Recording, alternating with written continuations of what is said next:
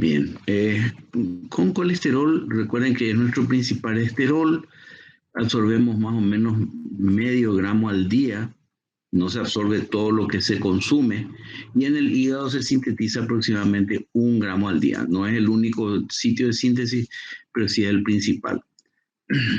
Circula en la sangre, preferentemente esterificado, y el hígado contiene una gran cantidad de colesterol. Prácticamente lo que se excreta con las heces se reemplaza con la síntesis hepática y la excreción se hace más o menos, para redondear, medio gramo en forma de ácidos biliares, medio gramo en forma de esteroles neutros. El colesterol preferentemente va a circular, lo vamos a encontrar circulante en forma de lipoproteínas, esterificado, pero también el colesterol lo vamos a encontrar como un agente estabilizante de las membranas plasmáticas, ¿ya? En general en todas las membranas. Y dentro de la célula se encuentra en forma de éster,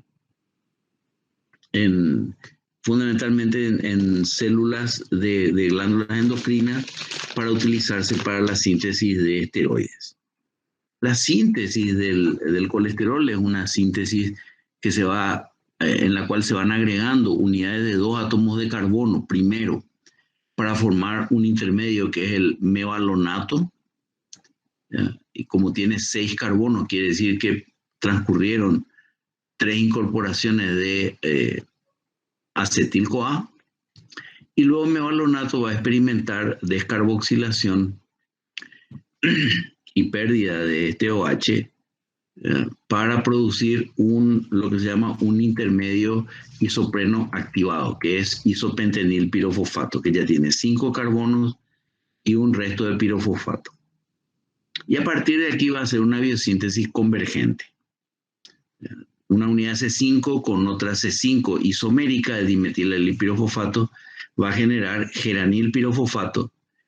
Esta con otra de 5 generará farnesil pirofosfato de 15.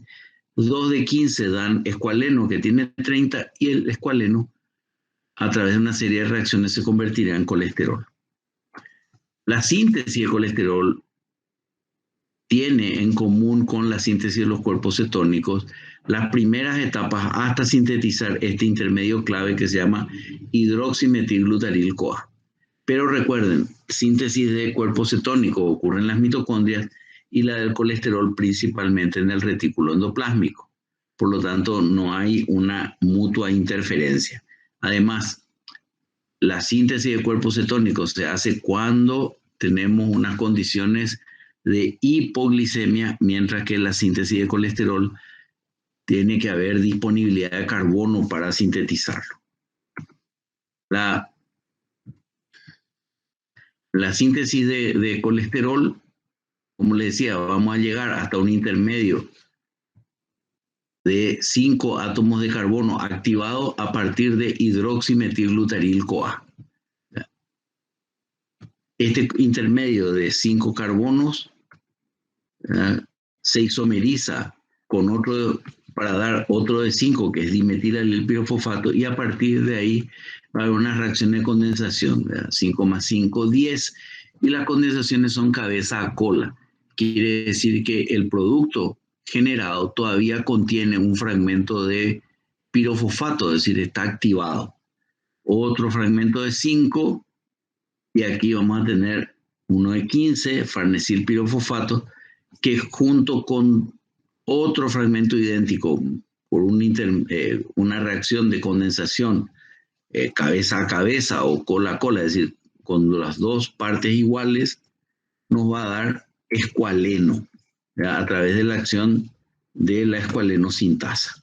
Y este compuesto de 30 carbonos va a dar, a través de la ciclización, nos va a dar... Perdón, tenés que presentar tu pantalla.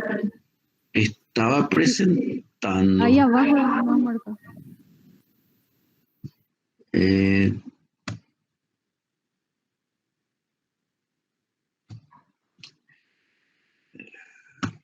Estás presentando, profe, hay que anclar nomás. Yo tengo acá como que estoy presentando. Está presentando. Tiene que fijar nomás. Gilda todavía no dejó de presentar su pantalla. Busquen en la columna de la derecha donde aparece la presentación y pongan fijar. Porque yo ya estoy presentando. Sí, yo ya dejé de presentar. Y les decía, escualeno va a plegarse y por una reacción en la cual se produce la formación de un epóxido, se va a formar este epóxido y la apertura del epóxido va a dar lugar a la formación del catión protosterilo mediante una serie de reacciones de ciclización. Luego, por desprotonación del catión protosterilo, se forma lanosterol, que es el primer esterol que formamos. Ya está constituido todo el sistema cíclico y luego con 19 reacciones el lanosterol se convierte en colesterol. Estas reacciones implican fundamentalmente la eliminación de 3 metilos, los 2 metilos que están aquí sobre el carbono 4, y este metilo adicionalmente, ¿verdad? Y eso se va a eliminar por una serie de reacciones en las cuales primero se forma un alcohol primario, luego se oxida aldehído, en este caso se produce la hidroxilación en el carbono vecino para eliminar este carbono en forma de ácido fórmico. Se reduce el doble enlace y luego empezamos otra vez. Hidroxilación del metilo, formar alcohol, aldehído, ácido, descarboxilación.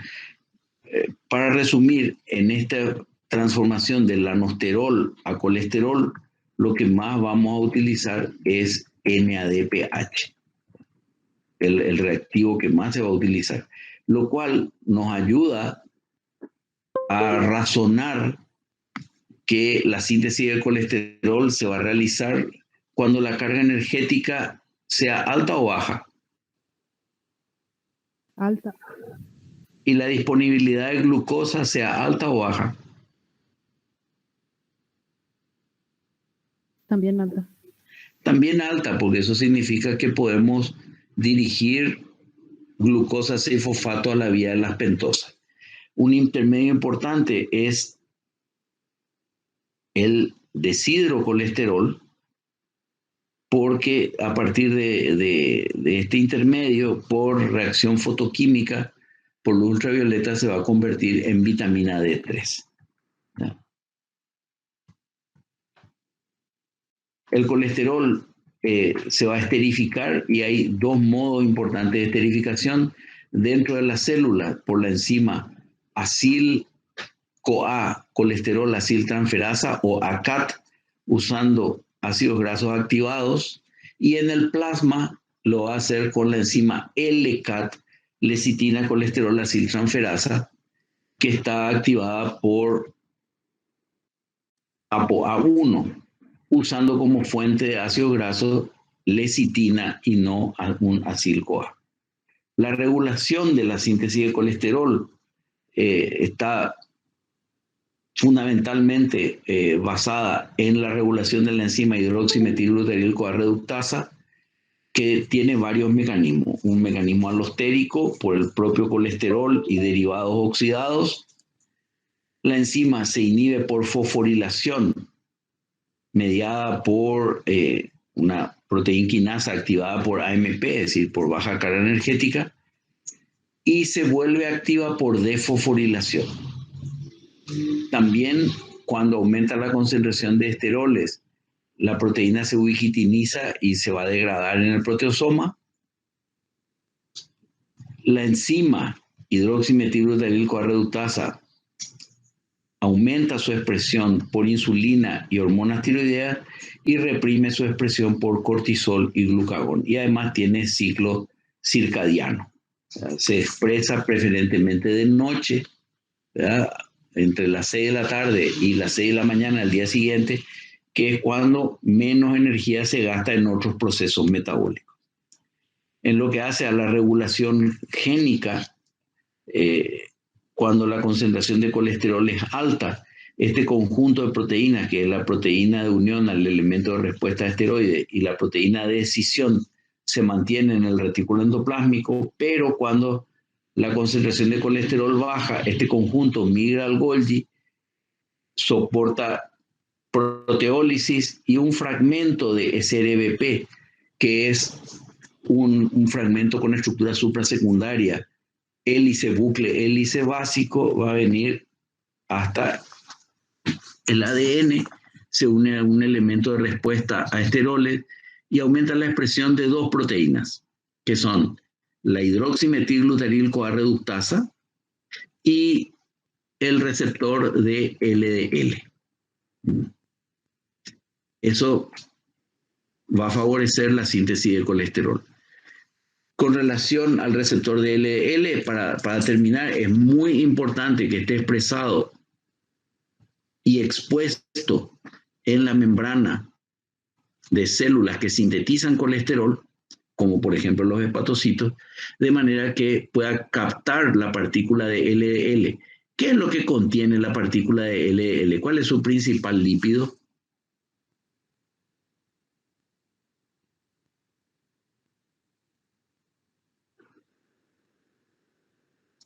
Ésteres de colesterol. Correcto, ésteres de colesterol. Entonces, cuando esta partícula que tiene ApoB100 sea reconocida en esta fosita que tienen el receptor de ApoB100, se endocita, se libera la clatrina, se recuperan los receptores de ApoB100 y finalmente esto se va a fusionar con un lisosoma, se hidrolizan los ésteres de colesterol y el colesterol libre va a inhibir la hidroximetilglutaril-CoA reductasa.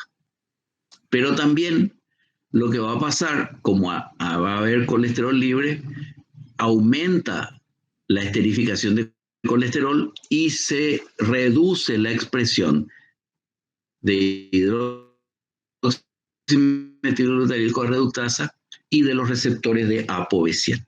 Bien, lamentablemente les tengo que dejar aquí porque se inicia la sesión con las sesiones A1 y A2. Si tienen alguna pregunta que podamos resolver rápidamente, les escucho.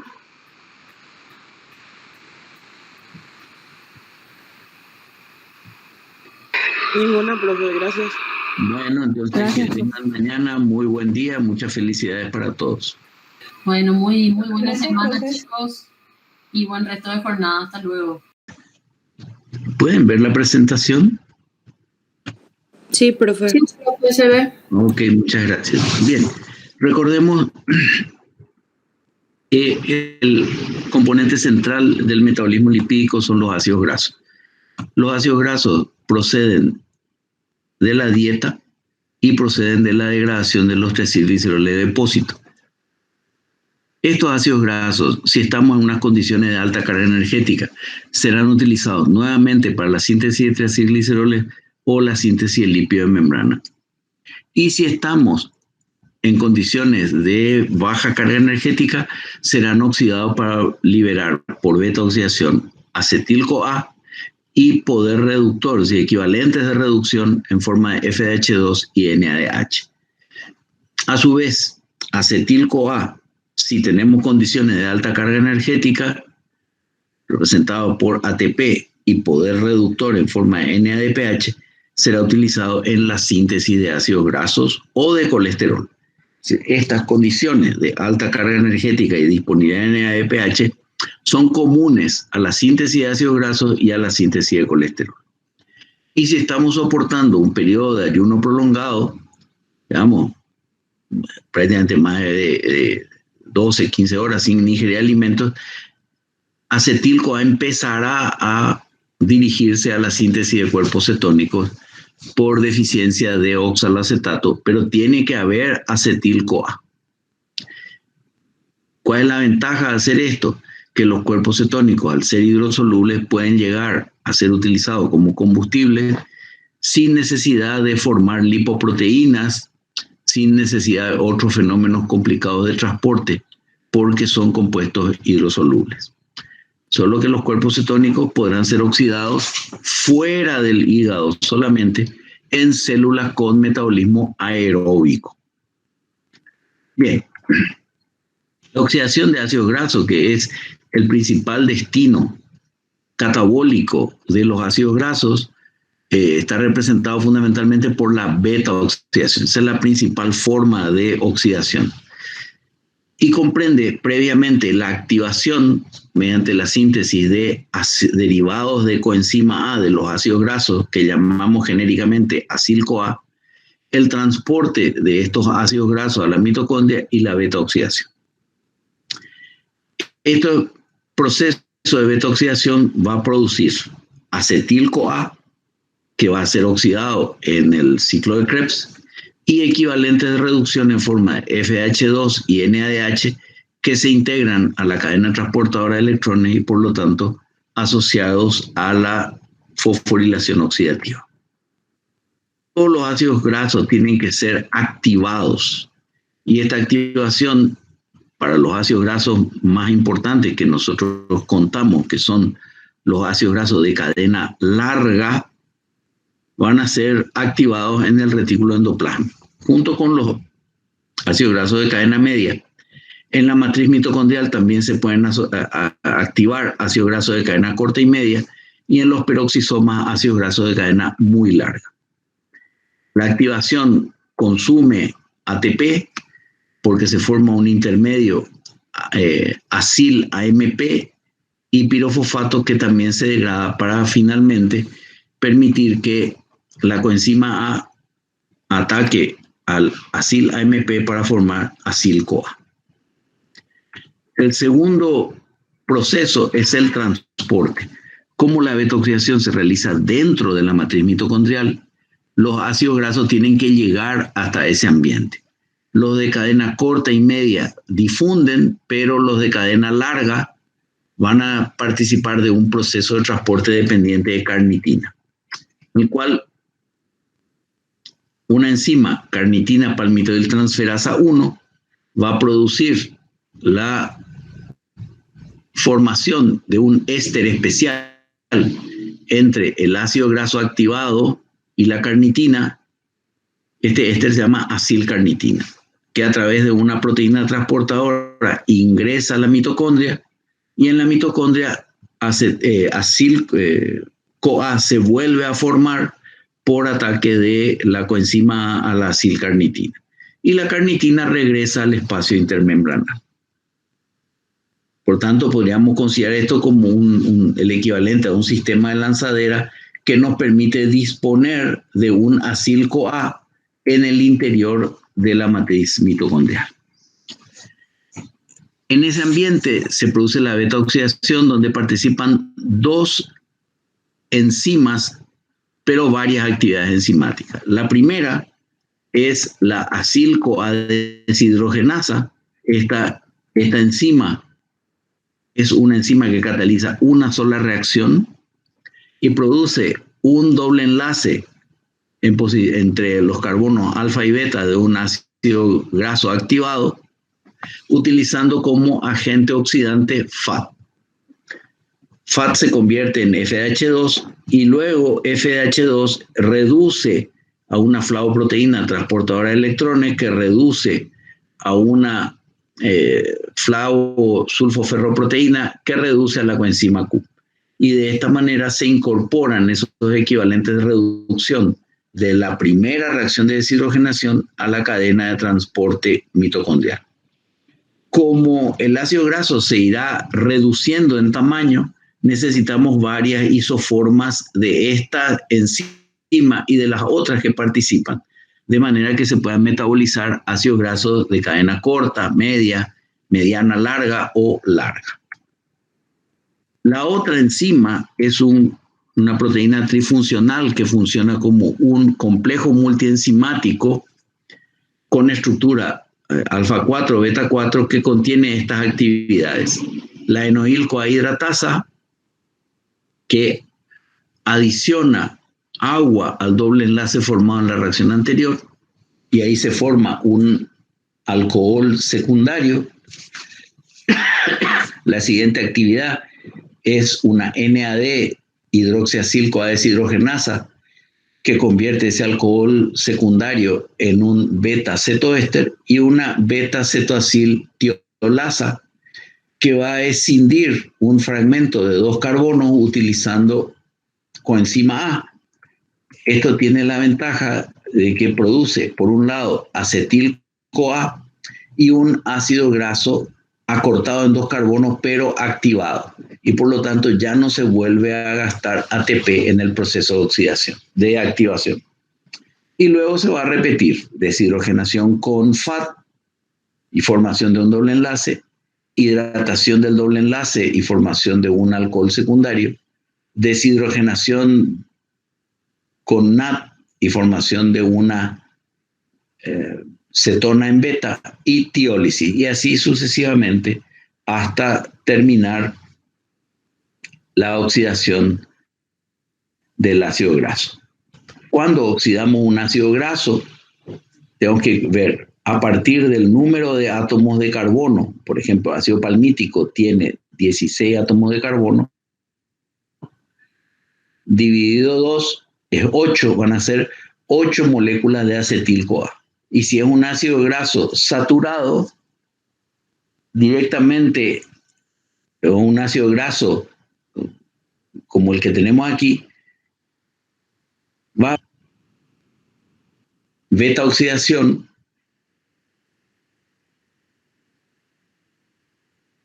como unidades de acetil-CoA formadas -1.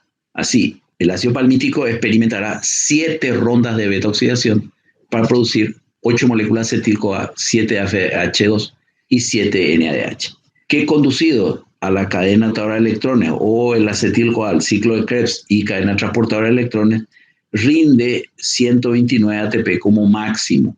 Esto es considerando las relaciones PO de 3 y 2.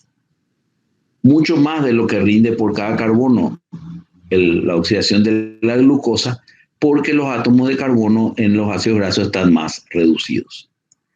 La beta oxidación está controlada y fundamentalmente tenemos que distinguir el control en las células en general, donde más se oxidan ácidos grasos, en las células musculares, el corazón, y el control en el hígado. En el caso de células musculares, si el ácido graso ingresa a la mitocondria, ya va a ser oxidado. Si activa e ingresa, es transportado al interior de la mitocondria, ya se va a oxidar. Por tanto, podremos decir que ahí tenemos una activación por disponibilidad de sustrato. Si en la mitocondria hay un exceso de NADH, va a haber una regulación a la baja, va a haber inhibición. Y de manera indirecta, a través del control de la lipólisis en los adipocitos, también se controla la beta oxidación. Las señales hormonales, como las catecolaminas y el glucagón, que activan la lipólisis, tienen un efecto activante indirecto sobre la beta oxidación, y la insulina, que tiene un efecto anabolizante, se contrapone y va a inhibir la lipólisis. En particular en el hígado, donde ocurren tanto beta oxidación como activa síntesis de ácido graso, para evitar la formación de un ciclo de sustrato, malonil-CoA, que es un intermedio de la síntesis de palmitato, inhibe carnitina aciltransferasa 1 y por lo tanto controla la entrada de ácidos grasos a la matriz mitocondrial. La oxidación de ácidos grasos insaturados rinde menos FDH2 porque ya hay una insaturación, solo que se necesita isomerizar el doble enlace, y en el caso de ácidos grasos poliinsaturados se forman dienos conjugados que tienen que ser primero reducidos para formar un doble enlace y luego isomerizar el doble enlace. Obviamente, un ácido graso insaturado va a rendir menos energía al oxidarse porque produce menos cantidad de FDH2. Los ácidos grasos de cadena impar también experimentan beta-oxidación con la particularidad de que van a liberar un remanente de 3 átomos de carbono como propionil-CoA, que tiene que ser transformado a succinil-CoA a través de carboxilación dependiente de biotina a nivel mitocondrial, formación de S-metilmalonil-CoA, isomerización por racemización, es decir, inversión de la configuración de este carbono en R-metilmalonil-CoA, y finalmente conversión de la cadena ramificada en lineal por la metilmalonil-CoA mutasa, una enzima que requiere como cofactor la coenzima B12. Debemos recordar que propionil-CoA también lo veremos como un producto de la degradación de esqueletos carbonados de algunos aminoácidos. Y succinil-CoA se incorporará previa formación de succinato, fumarato, malato y transformación por la enzima málica a la oxidación del ciclo de Krebs cuando piruvato se convierta en acetil-CoA. Los ácidos grasos de cadena muy larga tienen como particularidad que son oxidados parcialmente en los peroxisomas hasta formar ácidos grasos de cadena media que terminan de oxidarse en las mitocondrias. Y las otras particularidades son, uno, que la primera enzima del ácido graso que fue activado no es una deshidrogenasa, sino que es una oxidasa, dado que se utiliza oxígeno para regenerar FAT. En ese caso, si FDH2 reacciona con oxígeno molecular, lo que genera es peróxido de hidrógeno que tiene que ser degradado por la catalasa peroxisómica. La segunda oxidación es mediada por NAD, pero el NADH no es utilizado en el peroxisoma y difunde al citosol, donde allí puede finalmente tener alguna aplicación. No es una oxidación completa la que ocurre en los peroxisomas y no está asociada a la producción de ATP como está ocurriendo en la oxidación mitocondrial. En los peroxisomas también ocurre alfa-oxidación. Esta es una reacción de oxidación sobre el carbono alfa cuando se dispone como sustrato de ácidos grasos ramificados. Estos proceden de la oxidación de fitol de la clorofila, que se convierte en ácido fitánico, y cuando se hidroxila dando alfa-hidroxifitanato, luego ocurre pérdida de un carbono y formación del ácido pristánico que termina oxidándose por beta-oxidación también, produciendo acetil-CoA, propionil-CoA e isobutiril-CoA en las sucesivas rondas de beta-oxidación.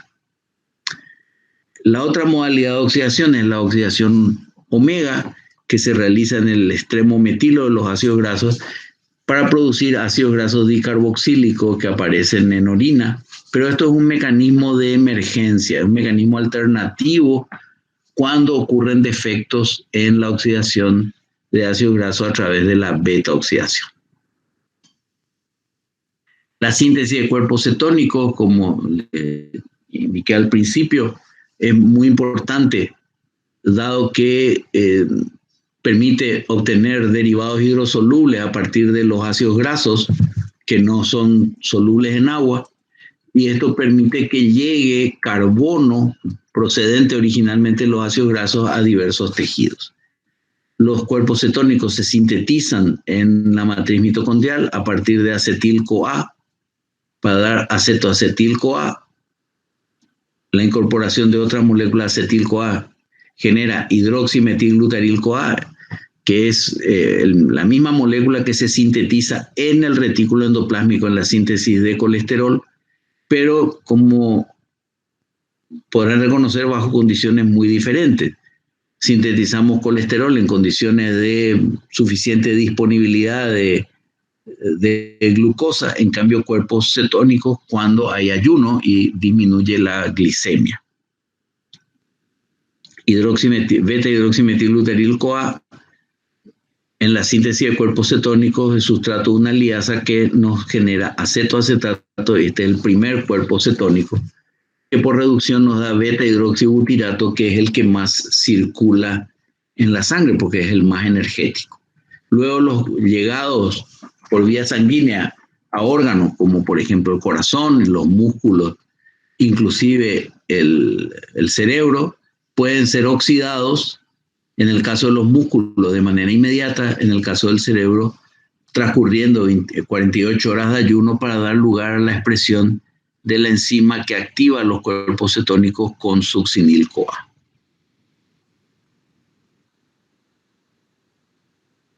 Otra situación diferente es la síntesis de ácidos grasos. Esto necesita energía, por lo tanto va a darse cuando haya alta carga energética. Y para eso contamos con un sistema constituido por dos enzimas que sintetizan ácido palmítico. Esta síntesis ocurre principalmente en el hígado, es de ubicación citosólica, aunque en las mujeres en periodo de lactancia vamos a ver también síntesis de ácido graso de cadena media en glándulas mamarias. A partir de ácido palmítico y de los ácidos grasos esenciales, mediante los procesos de elongación, que esto es alargar, desaturación, introducir dobles enlaces, y retroconversión, acortar la cadena de ácidos grasos, se podrán sintetizar otros ácidos grasos. Nosotros tenemos como ácidos grasos esenciales, recordemos, el linoleico y el alfa-linolénico, que serán utilizados también para producir otros ácidos grasos.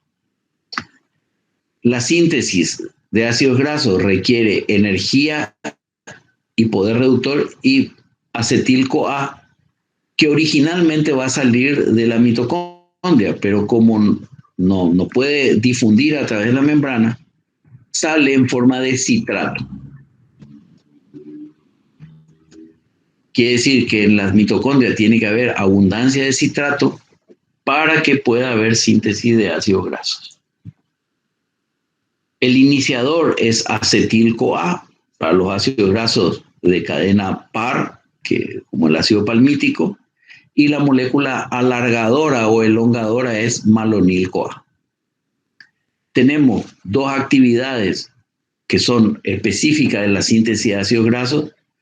La primera es la carboxilación de acetil-CoA para producir malonil-CoA, proceso dependiente de biotina, y luego la serie de reacciones catalizadas por ácido graso sintasa, una enzima dimérica multifuncional. De manera auxiliar, requerimos la acción de ATP-citrato liasa, que escinde el citrato que salió de la mitocondria para disponer de acetil-CoA en el citosol, y de las enzimas que catalizan reacciones dependientes de NADP para producir NADPH, ya sea en la fase oxidativa de la vía de las pentosas o por la transformación de malato en piruvato por la enzima MALI.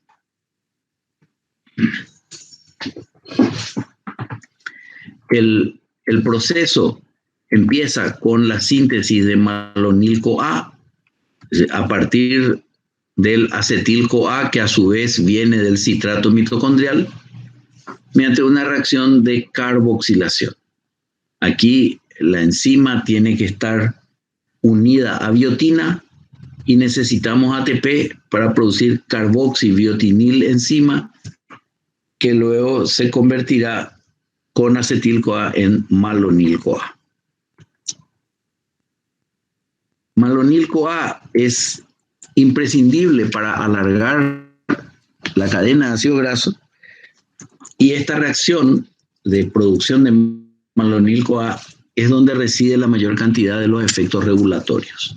A corto plazo, la enzima se polimeriza cuando hay citrato, por lo tanto citrato es un activador alostérico, mientras que la acumulación de ácidos grasos de cadena larga activados despolimerizan la enzima actuando como inhibidores alostéricos.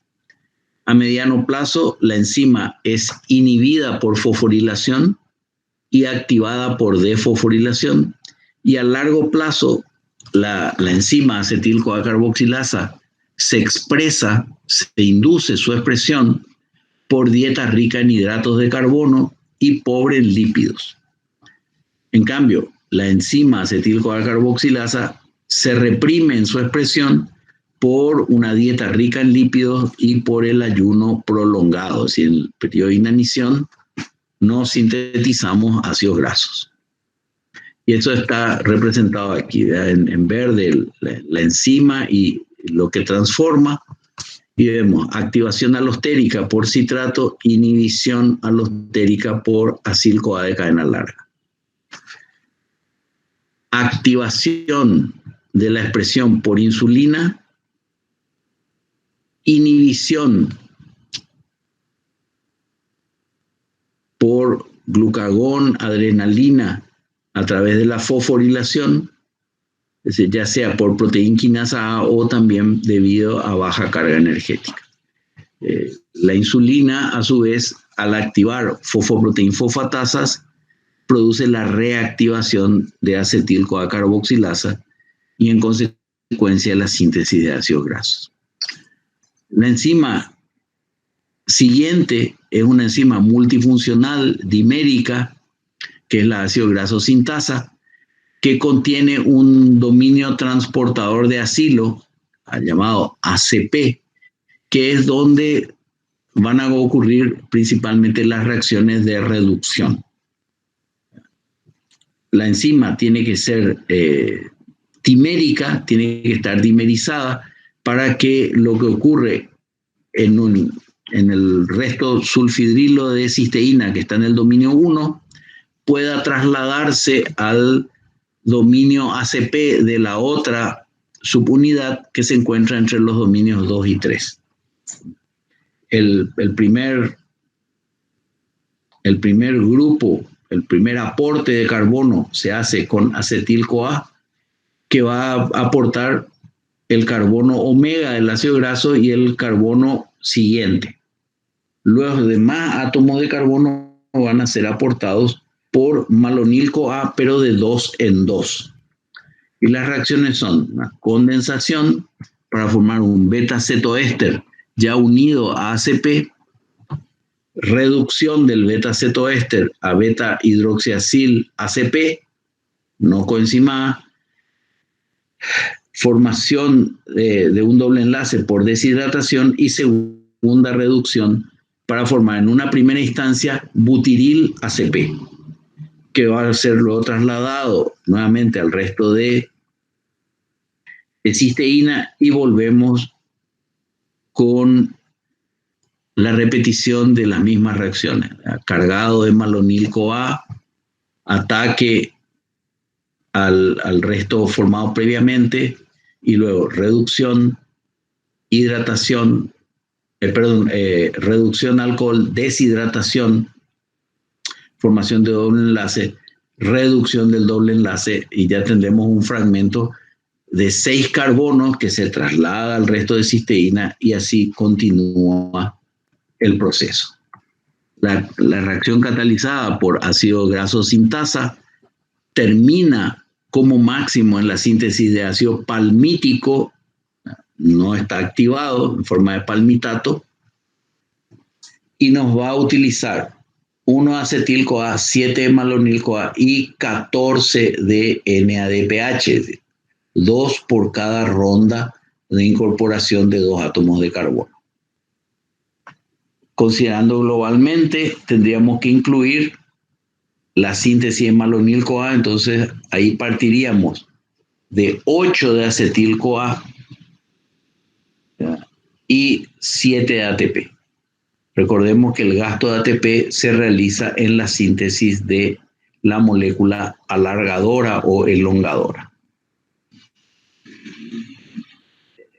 En una visión más general de la regulación de los ácidos grasos, simplemente aportar que la ácido graso sintasa no tiene regulación alostérica ni covalente, pero sí tiene regulación génica, regulación de su expresión. ¿Y cuándo aumenta su expresión? Sobre todo cuando tenemos alta disponibilidad de glucosa. Cuando se consume mucho hidrato de carbono, a través de la activación de la proteína unión a elemento de respuesta a hidrato de carbono, aumenta la expresión de ácido graso sintasa, también de acetil-CoA carboxilasa y otras enzimas lipogénicas. En cambio, la hipoglicemia o la baja carga energética ejercen un efecto inhibitorio sobre la proteína unión al elemento de respuesta a hidrato de carbono y hará disminuir la expresión de todas estas enzimas con rol lipogénico. La elongación o alargamiento de las cadenas de ácidos grasos se realiza en el retículo endoplásmico para ácidos grasos saturados de cadena larga, usando malonil-CoA y NADPH como reductor, sin modificar el extremo omega del ácido graso. Siempre se hace desde el extremo carboxilo. Y para ácidos grasos de cadena media o de cadena corta, esa elongación se hace preferentemente en la matriz mitocondrial. El otro proceso, que es la insaturación, se realiza también en el retículo endoplásmico, y para eso contamos con los mamíferos con por lo menos 3 desaturasa, que desaturan en la posición 9, 6 y 5. Los animales no podemos insaturar más allá de 9. Por eso es que los ácidos grasos esenciales son aquellos que tienen insaturación confiriéndoles carácter de omega 6 y omega 3, que nosotros no podemos producir. El sistema de desaturasa se encuentra en el retículo endoplásmico, está asociado a un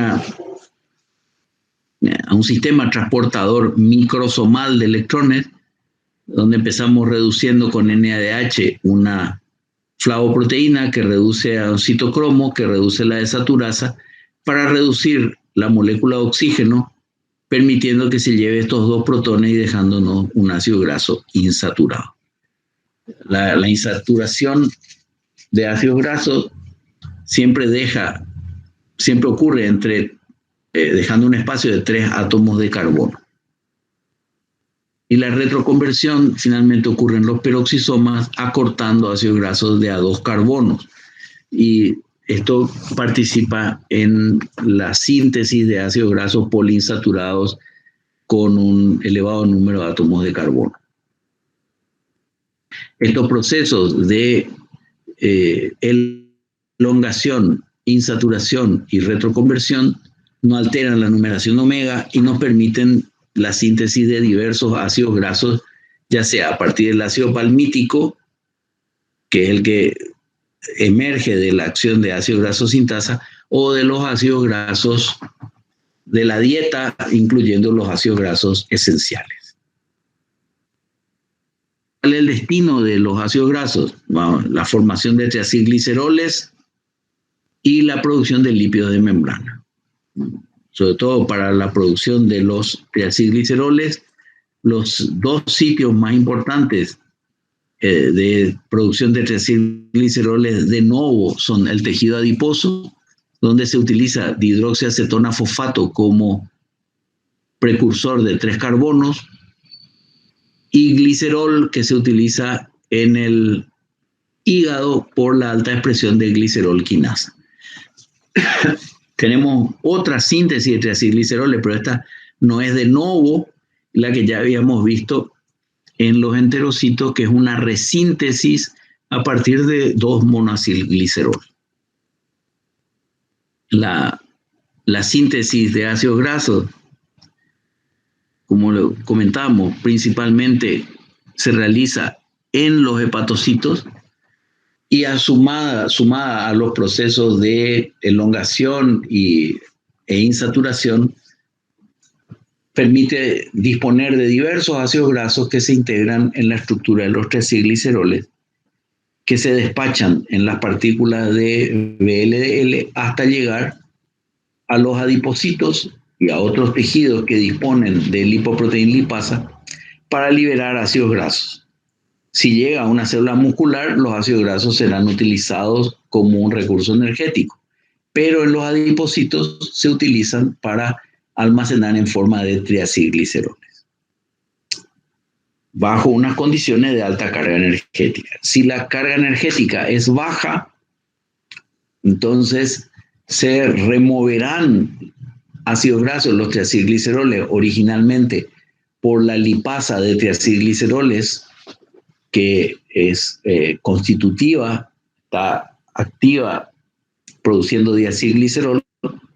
Y si hay unas señales, como por ejemplo el frío, el ayuno, la hipoglicemia, que disparan la liberación de noradrenalina o adrenalina o glucagón, se producirá la activación por fosforilación de la lipasa sensible a hormona, que degrada preferentemente diacilgliceroles, y la fosforilación de la perilipina, esa proteína que rodea la gota de grasa, para permitir la liberación de ácidos grasos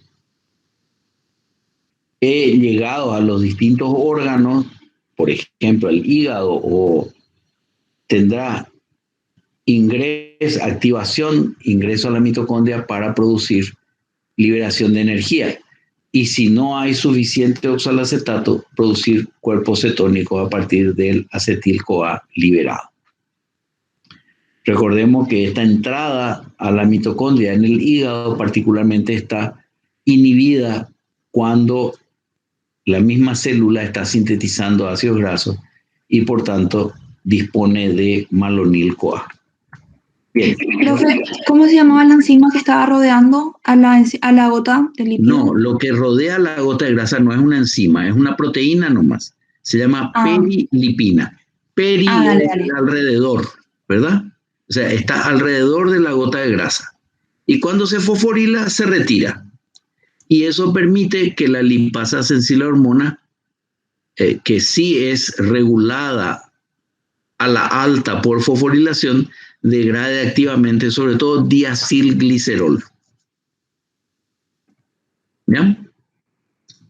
Sí, gracias.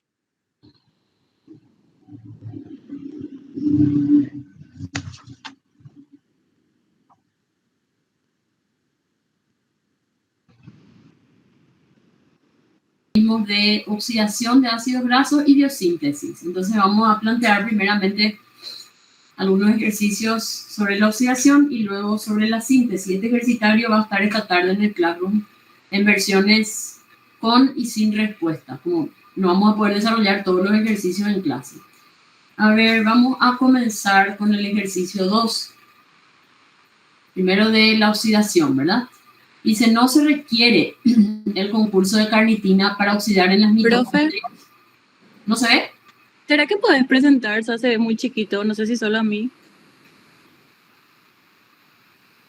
Sí, o sea, ahí en el Word puedes aumentar el zoom, profe. Sí, pero estoy presentando. Sí, está presentando, profe. Se ve tu pantalla. Falta agrandar un poquito más. Ok, ¿ahí? Ahí está súper, profe, gracias. Bueno, muy bien. Entonces, dice, no se requiere el concurso de carnitina para oxidar en las mitocondrias ácidos grasos con cadena.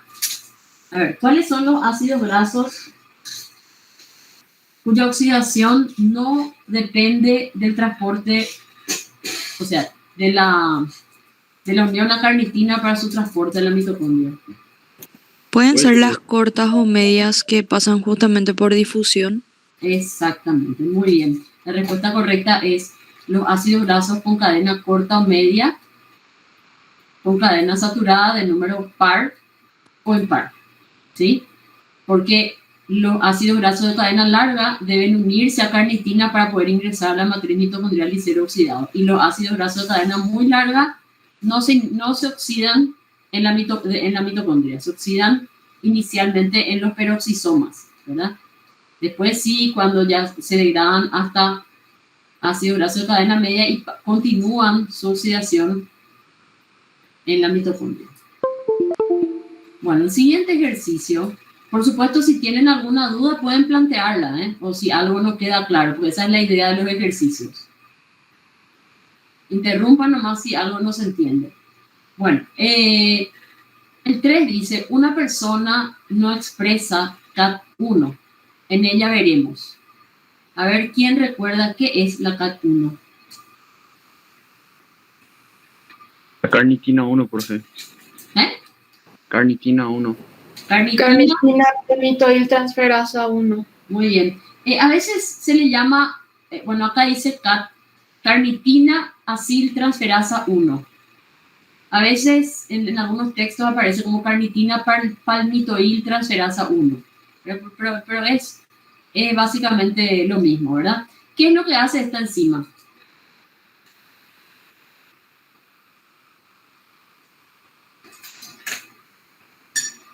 Profe, ¿no cambiaba el CoA? Convierte los acil-CoA de cadena larga en palmitoil-CoA. Perdón, en los acil-CoA en acil-carnitina, ¿verdad? Profe, ¿no era que esa enzima convierte el acil-CoA, o sea, se une a la carnitina para convertir el acil-CoA en acil-carnitina y separado el acil-CoA para que pueda pasar por la membrana mitocondrial externa? No, en realidad convierte el acil-CoA en acil-carnitina para que esta acil-carnitina pueda ingresar a la matriz mitocondrial. Esta enzima está en la cara externa de la membrana mitocondrial interna. La membrana mitocondrial interna tiene dos caras, una cara que da con el espacio intermembrana y una cara que da con la matriz. Entonces, esta enzima está en la cara externa de la membrana mitocondrial interna y convierte el acil-CoA en acil-carnitina para que esa acil-carnitina entre a la matriz mitocondrial. Una vez en la matriz, por acción de la carnitina aciltransferasa 2, se convierte otra vez en acil-CoA y este ya se oxida. Ácido graso que entra en la mitocondria se oxida. ¿Sí? La limitación está en el transporte. Bueno, entonces, si una persona no expresa esta enzima, ¿qué le va a ocurrir? Y, profe, incapacidad de oxidar oleato y Muy palmitato. bien. Lo que no va a poder es oxidar ácidos grasos de cadena larga, saturados o insaturados. ¿Verdad? ¿Por qué? Porque no lo va a poder transportar a la matriz, al interior de la matriz. Profe, la D no sería porque con el peroxisoma ya quedaría como cadena media, ¿verdad? Exactamente. O sea, una persona que no exprese CAT1 no va a tener problema para oxidar ácidos grasos de cadena muy larga porque la oxidación de los ácidos grasos de cadena muy larga no depende luego del transporte de carnitina porque la oxidación, o sea, el transporte mediado por carnitina, porque la oxidación se inicia en el peroxisoma hasta llegar a ácido graso de cadena media. Que ese ácido graso de cadena media después sale el peroxisoma, pasa a la mitocondria, pero al ser de cadena media ya no requiere transporte mediado por carnitina. ¿Se entiende? Bueno. Profe, ¿y si es Sí. que fallase la CAT2, pasaría lo mismo, verdad? Porque no va a poder intercambiar otra vez su acil-CoA por carnitina. Sí, tal cual. Solo que hasta donde yo sé, no sé si el profesor tiene alguna información diferente, hasta donde yo sé el defecto, o sea, hay realmente un defecto genético, ¿verdad? Que implica una deficiencia de CAT1. Hasta donde yo sé, no están reportados casos de deficiencia de CAT2. No sé, profesor, si tiene alguna información diferente. Hay casos de deficiencia de carnitina aciltransferasa 1, es lo que está más reportado, ¿verdad? Pero eso se supliría suministrando ácidos grasos de cadena media. Exacto. Bueno, el 4 dice, en la oxidación de los ácidos grasos saturados, una enzima que posee solo una actividad enzimática es... A ver, acaban de hacer una revisión de las etapas de la beta-oxidación, ¿verdad? El profesor les mencionó cuáles son las 4 etapas. A ver, de paso, vamos a resolver un poco todos estos temas en simultáneo porque todos se refieren a lo mismo. Vamos a recordar primero cuál es la secuencia correcta de la beta-oxidación. A ver. Son 4 reacciones que se van repitiendo. Primero tiene que saturar, profe. Que la enzima, no creo ahora el nombre de la enzima, pero sí que se satura a la forma trans. Espera, ¿se satura o Profe, se satura? No, era primero la acil-CoA deshidrogenasa. Muy bien. La Sí, primera eso. enzima que actúa es la acil-CoA deshidrogenasa. ¿Y qué hace esa enzima? Provoca la aparición de un doble enlace, o sea, una insaturación. No formaba FAT2. Sí. Acil-CoA deshidrogenasa hace una deshidrogenación. Es la primera oxidación. Hace una deshidrogenación del acil-CoA para dar... A ver, tengo aquí. Profe, no No da es hidrogenado trans-enoico carbono A. alfa para dar FAT-H2. Miren, exactamente. Deshidrogena el acil-CoA para dar trans-enoil-CoA. Esta enzima es dependiente de FAT y genera FADH2. Esta es la acil-CoA deshidrogenasa. Después el trans-enoil se hidrata para dar hidroxiacil por la enoil-CoA hidratasa. El hidroxiacil, mediante una segunda oxidación, se deshidrogena nuevamente, se convierte el hidroxilo en carbonilo y da un beta-cetoacil-CoA y luego se corta por acción de la tiolasa.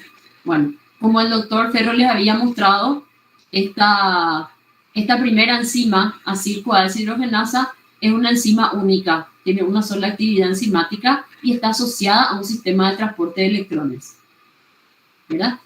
Entonces, los hidrógenos son sustraídos por el FAT para dar FADH2, los transfiere a una flavoproteína de transferencia de electrones, luego a una óxido-reductasa que transfiere los electrones de esta proteína a la coenzima Q y ya se incorpora a la cadena transportadora mitocondrial de electrones para la producción de ATP.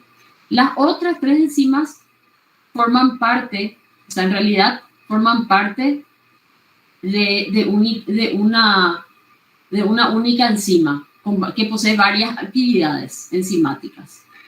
Entonces, recordando un poquito eso, ¿cuál sería la secuencia correcta de la beta-oxidación?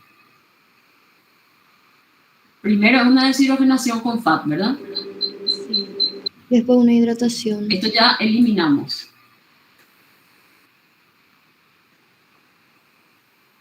Eliminamos y una 9 deshidrogenación también eliminamos.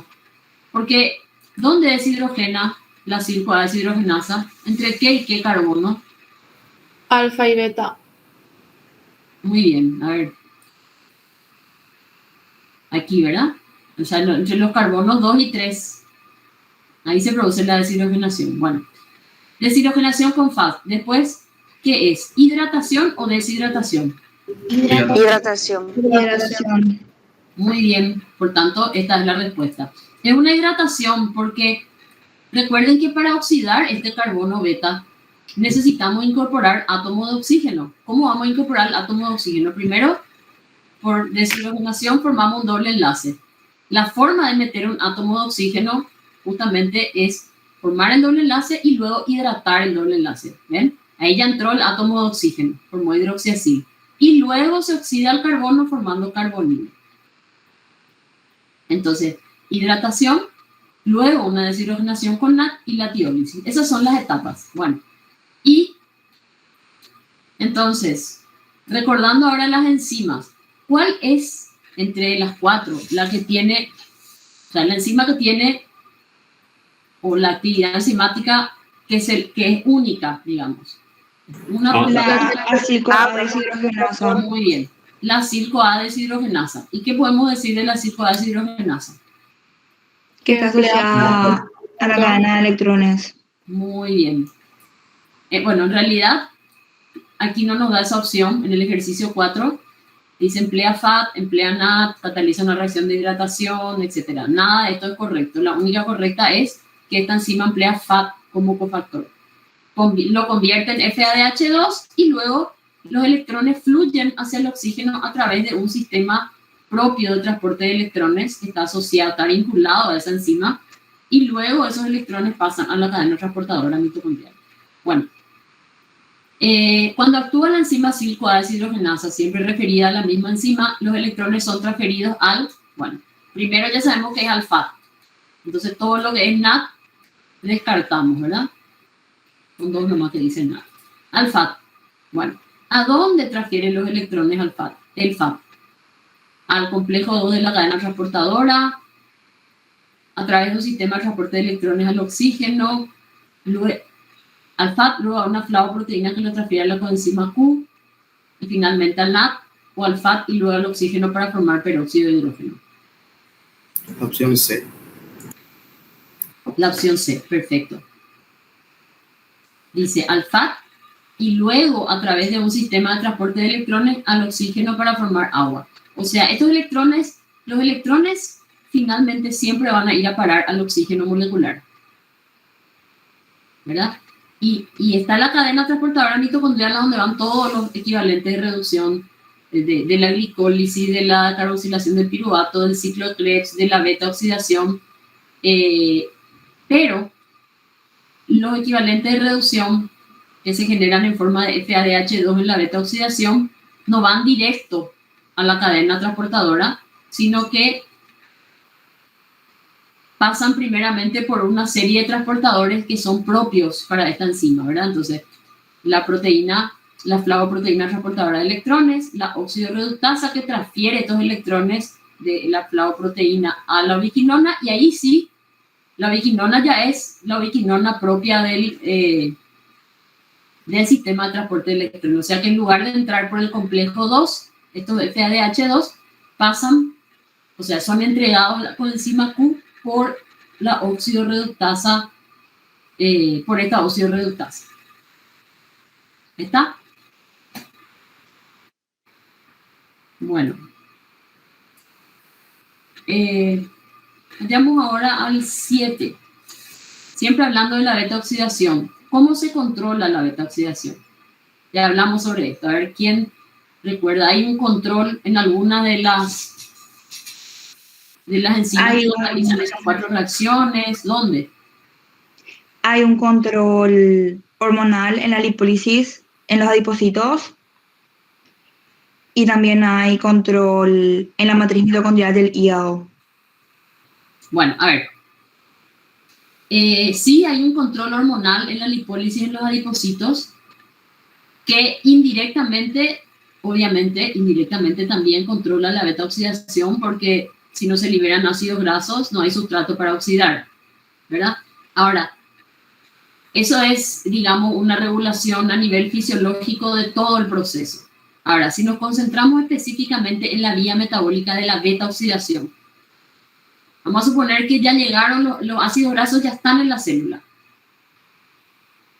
¿Cómo se controla el hecho de que se oxiden o no se oxiden? No sé si se entiende. Creo que el C no podría ser. A través de la malonil-CoA que inhibe la CAT1. Muy bien, perfecto. La beta oxidación tiene la particularidad de que no se regula a nivel de las reacciones en sí, sino lo que se regula es el ingreso de los ácidos grasos a la mitocondria. ¿Y cómo se controla eso? Por inhibición de la carnitina siltraferasa 1. Recordemos que la carnitina siltraferasa 1 es la enzima que convierte acil-CoA en acilcarnitina para permitir el ingreso del ácido graso a la matriz. Entonces, si el ácido graso no entra a la matriz, no se puede oxidar.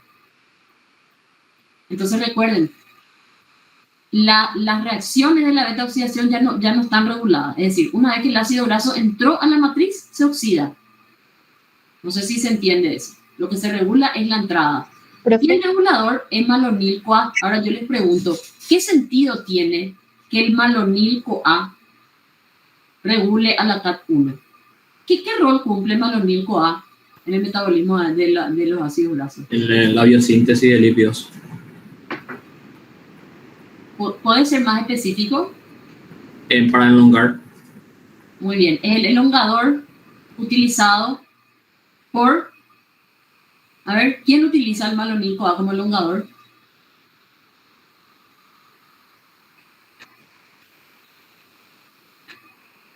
A ver.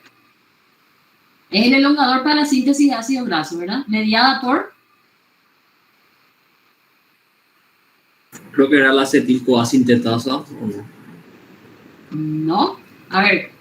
Recordemos la síntesis de ácido graso. Carboxilasa no era, profe, tal vez. La acetil-CoA carboxilasa. A ver, ¿quién puede recordar qué reacción cataliza la acetil-CoA carboxilasa? ¿Qué hace?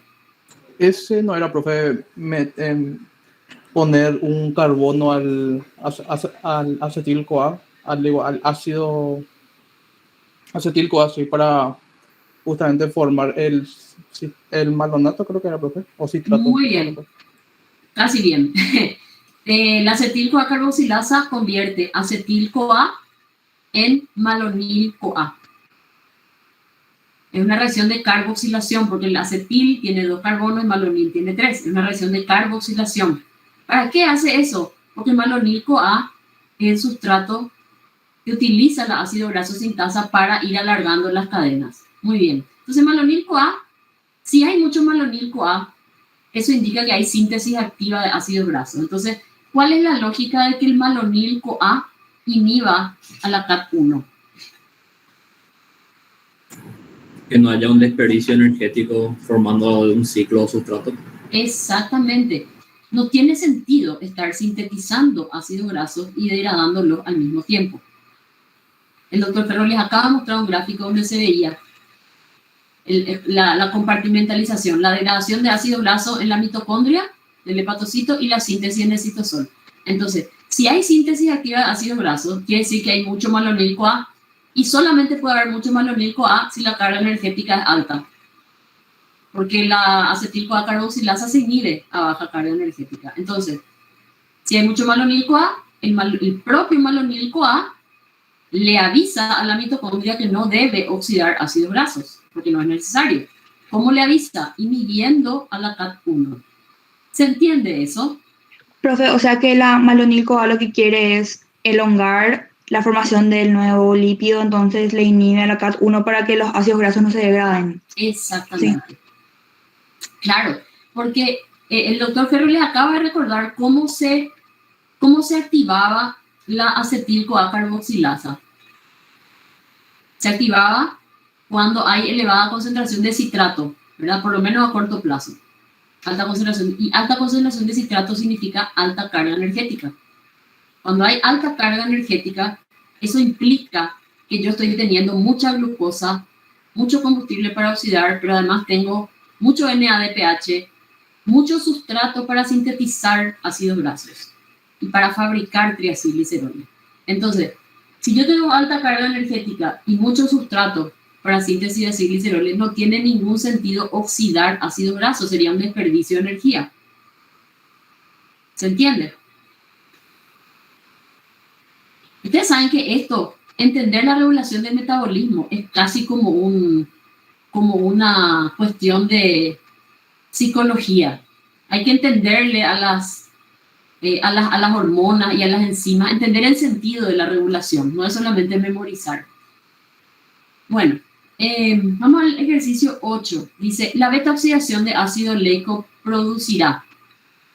Bueno, acaban de repasar también esto. ¿Qué pasa cuando se oxida un ácido graso? Hay que analizar si hacemos el balance de la oxidación de un ácido graso.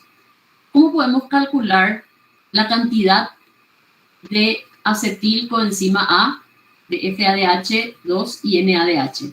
A ver, ¿quién puede recordarme cuál es el razonamiento que hacemos ahí? Para calcular el número de ciclos o de rondas, hay que hacer el número de carbonos dividido 2 menos 1. Muy bien. ¿Por qué eso? Porque...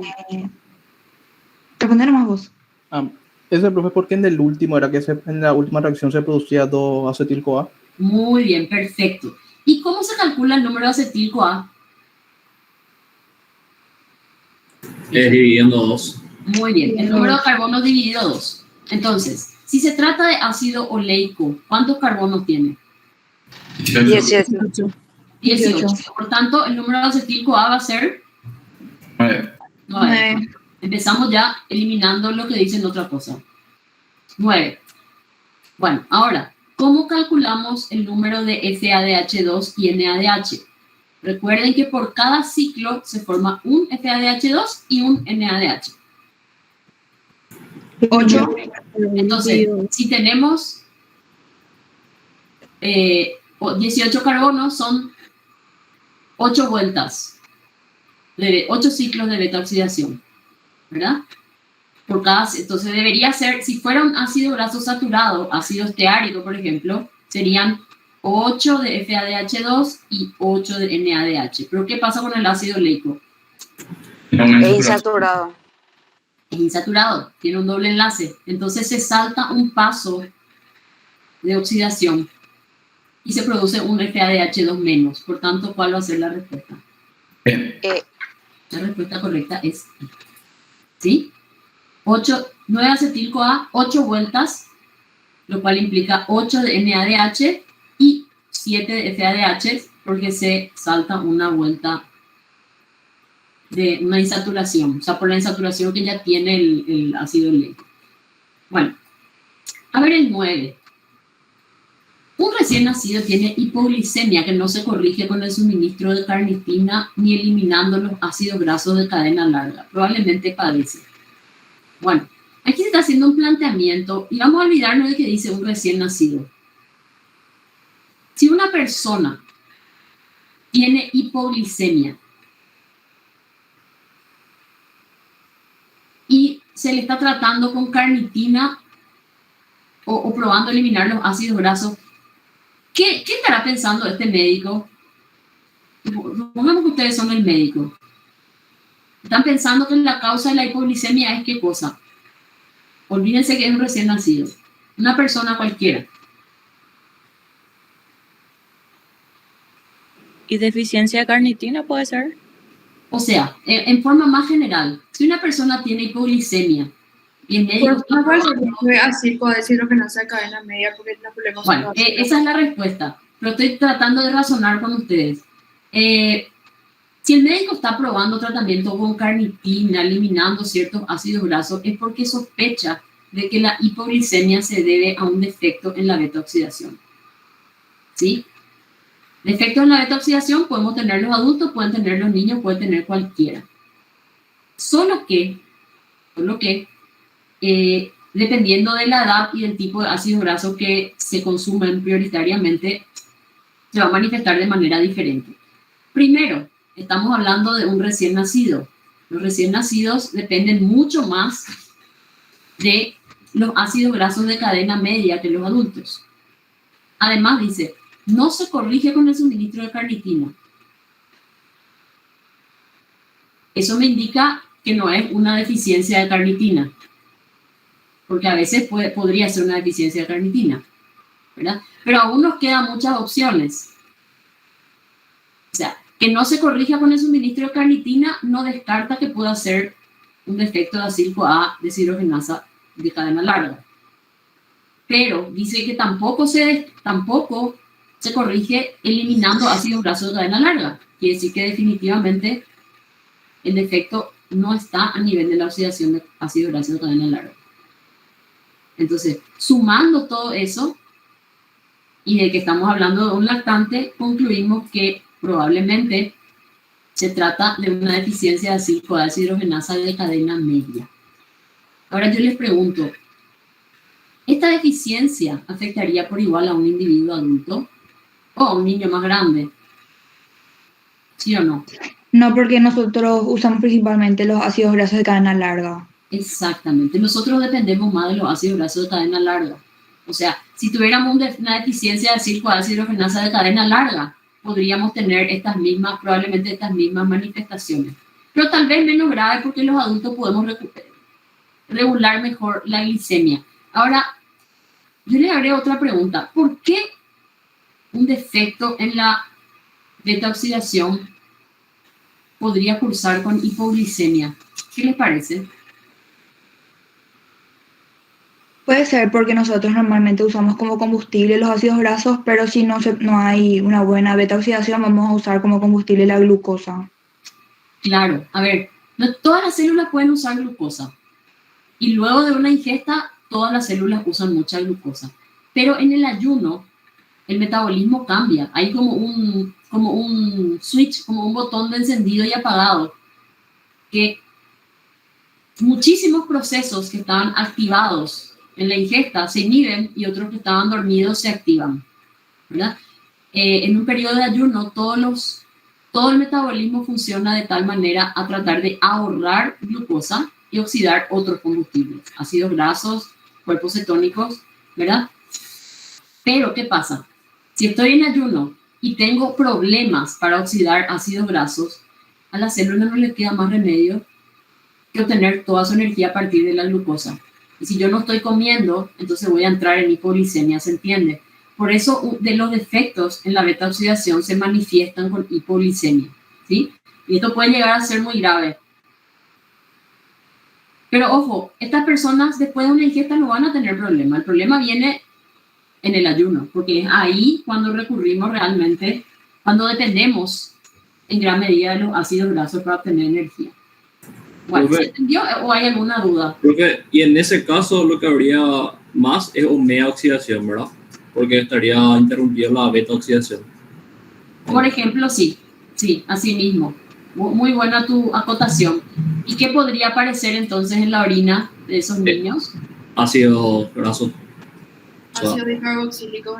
Muy bien, ácidos dicarboxílicos. Cuando los ácidos grasos no se pueden oxidar por los mecanismos tradicionales, entonces ahí derivan hacia la omega oxidación y se forman ácidos dicarboxílicos.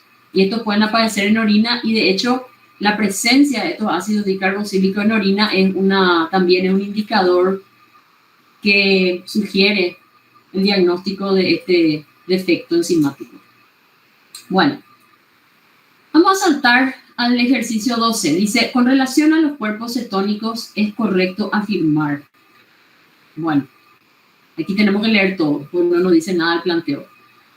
Acetoacetato tiene mayor contenido energético que el beta-hidroxibutirato. ¿Qué opinan de eso? No, eso está mal. ¿El beta-hidroxi no tiene más energía? Sí, el beta-hidroxibutirato está más reducido. De hecho, recordarán ustedes que el primer cuerpo cetónico que se sintetiza es el acetoacetato. Acaban de ver eso, ¿verdad? Y luego el acetoacetato se convierte en beta-hidroxibutirato por reducción. Entonces, por regla, el que está reducido siempre el que está más reducido siempre va a tener mayor contenido energético. Por tanto, esto está mal. Los cuerpos cetónicos circulan normalmente por la vena porta en el periodo de ayuno. Está mal eso. Está mal eso. ¿Verdad? Sí, está mal. Porque la vena porta se va todo hacia el hígado y no tendría sentido que cuando absorbas o algo así, el hígado mande otra vez por la vena porta.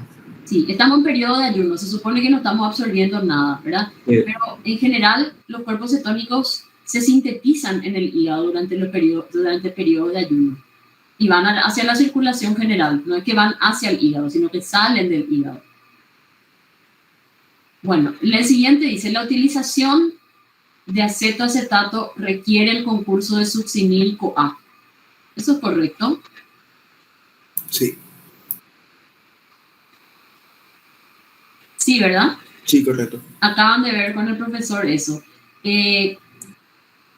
Los cuerpos cetónicos son básicamente sintetizados en el hígado y son utilizados en otros tejidos, principalmente en las células del músculo.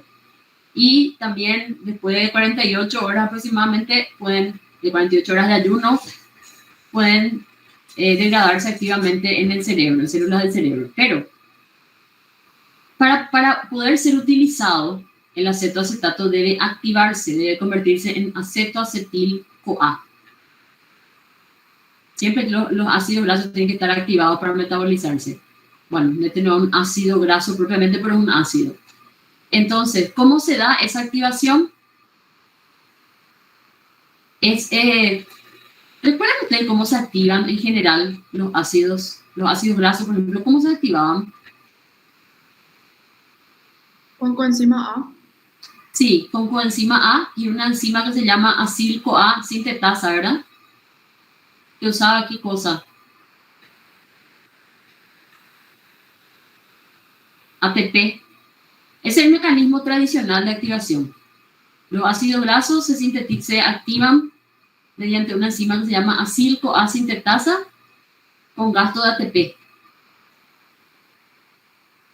Pero este es un caso excepcional. El acetoacetato no se activa de esa forma. no es por una acil-CoA sintetasa y no usa coenzima A libre. Lo que ocurre es una transferencia de coenzima A del succinil-CoA al acetoacetato para dar acetoacetil-CoA más succinato. ¿Sí? ¿Cómo se llamaba esa enzima? ¿Alguien se acuerda?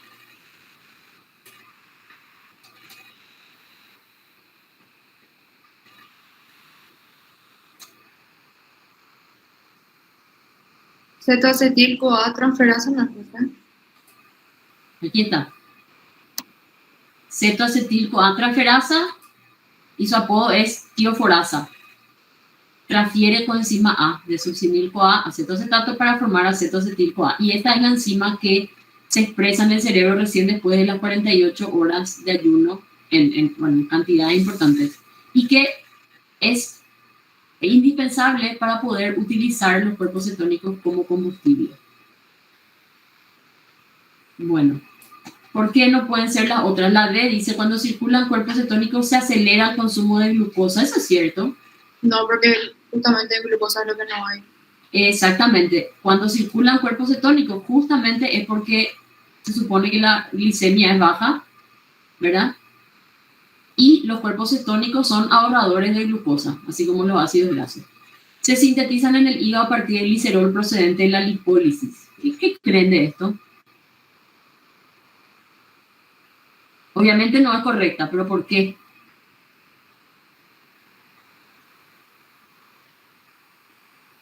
A partir de ácidos grasos se sintetizan. Claro, a partir del acetil-CoA, que viene de la oxidación de ácidos grasos. Pero, a ver, vamos a analizar un poquito esto. ¿El hígado usa el glicerol para algo? Creo que era para la glucosa, Muy para bien. obtención de glucosa. ¿Para gluconeogénesis? Exactamente. El hígado sí usa el glicerol, pero lo que hace con el glicerol es... Bueno, en realidad el hígado puede hacer dos cosas con el glicerol. Dos cosas puede hacer. A ver, ¿quién le dice? Una es la gluconeogénesis. ¿Y qué más puede hacer el hígado con glicerol? Puede formar triacilgliceroles. Excelente. Ahora, ¿en qué situación, a ver, quién me puede decir, en qué situación el hígado va a usar glicerol para gluconeogénesis y en qué situación va a usar glicerol para formar triacilgliceroles? Cuando hay un exceso de acetil-CoA, puede ser para triacilgliceroles. Y gluconeogénesis es cuando la glucosa está muy baja. Claro. El hígado va a usar glicerol para hacer gluconeogénesis en situación de ayuno, cuando hay hipoglicemia. En un periodo de ingesta, cuando se supone que hay suficiente suministro de glucosa, entonces no tiene sentido hacer gluconeogénesis si hay mucha glucosa. Entonces ahí, en periodo de ingesta, el hígado sí va a usar glicerol para esterificar con ácidos grasos y formar triacilgliceroles que van a salir en forma de VLL. De paso, estamos repasando otras cuestiones. Miren que esto es muy importante, ¿eh? Si aquí estamos hablando de lipólisis, automáticamente yo ya tengo que pensar en una situación de ayuno. ¿Sí? Si hablamos de lipólisis es porque el individuo está probablemente en ayuno. La lipólisis libera a la circulación ácidos grasos y glicerol. Los ácidos grasos van y se oxidan en las células periféricas, pero el glicerol va al hígado. Y en estas condiciones, si hay lipólisis, estamos en ayuno y en estas condiciones el glicerol se va a usar para gluconeogénesis. ¿Se entendió esto? ¿Gente se entendió? Sí, profe, se entendió. Sí, profe. ¿Y qué le permite al hígado usar glicerol? Porque no todas las células pueden usar glicerol. ¿Qué tiene de especial el hígado que no hay en otras células?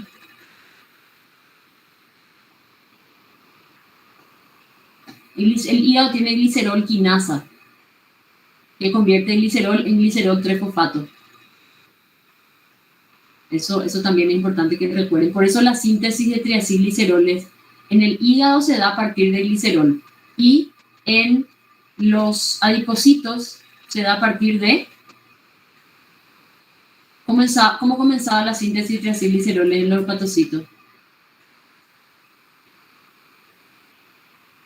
DH. Muy bien, dihidroxiacetona fosfato. Acuérdense que no se estudien de memoria las siglas sin saber de quién estamos hablando, ¿eh? Sí, de HPA, pero de hidroxiacetona fosfato, de HAP, perdón. Bueno, perfecto. Los cuerpos cetónicos requieren para su síntesis como condiciones. A ver, ¿qué condiciones deben darse? Lo primero que le voy a preguntar, ¿cuándo aumenta mucho la síntesis de cuerpos cetónicos? ¿Después de una ingesta o en el ayuno? En un ayuno prolongado. Perfecto. En el ayuno, básicamente. Y cuanto más prolongado, más síntesis de cuerpos cetónicos y más utilización también. Bueno, entonces, ¿cómo tiene? Y bueno, ¿y a partir de qué se sintetizan? ¿Cuál es el sustrato? Acetil-CoA. Acetil-CoA, muy bien. Entonces, para tener mucho acetil-CoA, ¿cómo tiene que estar la oxidación de ácidos grasos? ¿Alta o baja? Alta. Perfecto. Alta. Entonces, esto que dice baja oxidación ya eliminamos. Tiene que haber activa oxidación de ácidos grasos. Pregunto, ¿cómo creen ustedes que tiene que estar la lipólisis para que haya síntesis de cuerpos cetónicos? ¿Activa o inactiva? O sea, ¿muy activa o poco activa? Activa. ¿Poco? Tiene que estar muy activa. Tiene que haber mucha lipólisis para liberar ácidos grasos y que estos se puedan oxidar dando acetil-CoA. Bueno, pero ocurre que el acetil-CoA, que se obtiene a partir de la beta-oxidación, tiene varios destinos posibles. Uno de ellos es degradarse por el ciclo de Krebs. Otro de ellos es usarse para la síntesis de ácidos grasos, la síntesis de colesterol. Y otro destino es usarse para la síntesis de cuerpos cetónicos. ¿Qué es lo que va a definir el destino de el acetil-CoA que viene en la oxidación de ácidos grasos? Que no se pueda formar el ciclo de Krebs, porque hay una baja concentración de oxalacetato, entonces no va a haber citrato. Exactamente, muy bien, te felicito. El acetil-CoA tiene varios destinos posibles, pero el factor que define hacia dónde va a derivar el acetil-CoA es principalmente la concentración de oxalacetato, que está relacionada con la carga energética y la glicemia. Entonces, si la concentración de oxalacetato es alta, ¿les parece a ustedes que vamos a usar ácido graso para sintetizar, o sea, acetil-CoA para sintetizar cuerpos cetónicos? No. No. Si la concentración de oxalacetato es alta, el acetil-CoA se va a condensar con oxalacetato para dar citrato. Y este citrato va a continuar degradándose por el ciclo de Krebs. O si está en altas concentraciones, va a salir acitosol para la síntesis de ácidos grasos. Entonces, ¿cuándo se va a sintetizar cuerpos cetónicos? Cuando hay alta oxidación de ácidos grasos, lo cual asegura mucha disponibilidad de acetil-CoA, pero además, concomitantemente, hay baja concentración de oxalacetato.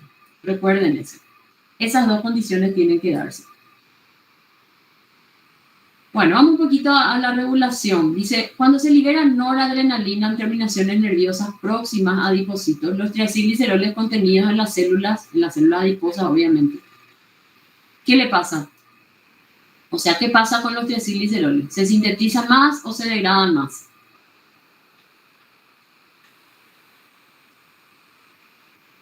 Se degradan, puede ser, profe. Claro.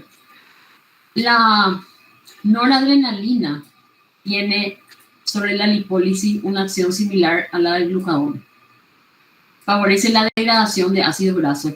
La noradrenalina, al igual que el glucagón y el cortisol, son hormonas hiperglicemiantes. Entonces tienden a evitar la utilización, o sea, a ahorrar glucosa y a favorecer la oxidación de ácidos grasos como combustible. Entonces, obviamente, tiene que favorecer la degradación de los triacilgliceroles.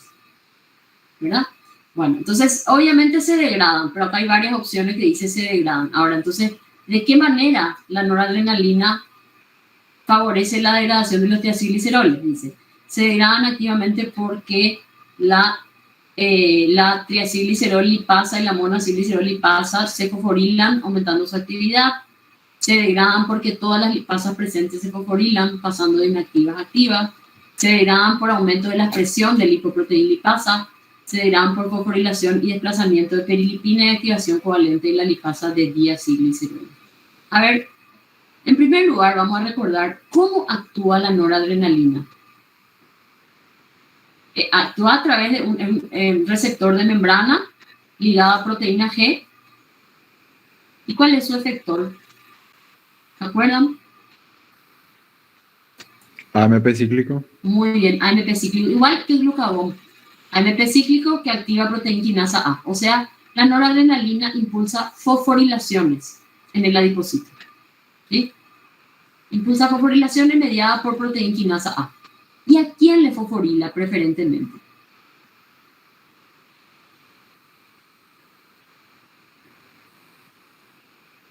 A ver, ¿a quién le fosforila? Las lipasas.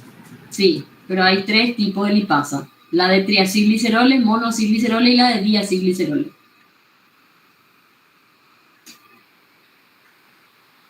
Bueno, para no demorar más, a la lipasa de diacilgliceroles. Le fosforila a la lipasa de diacilgliceroles y también a la perilipina. ¿Qué era la perilipina? Es la enzima que está, es una proteína que está recubriendo, creo que creí que tenía aquí, pero parece que no. No voy a perder tiempo en buscar la otra presentación, pero la perilipina es una proteína que rodea a las gotas de grasa en el adipocito, que cuando se fosforila sale dejando disponibles los triacilgliceroles para la acción de la lipasa. Entonces la respuesta correcta es esta.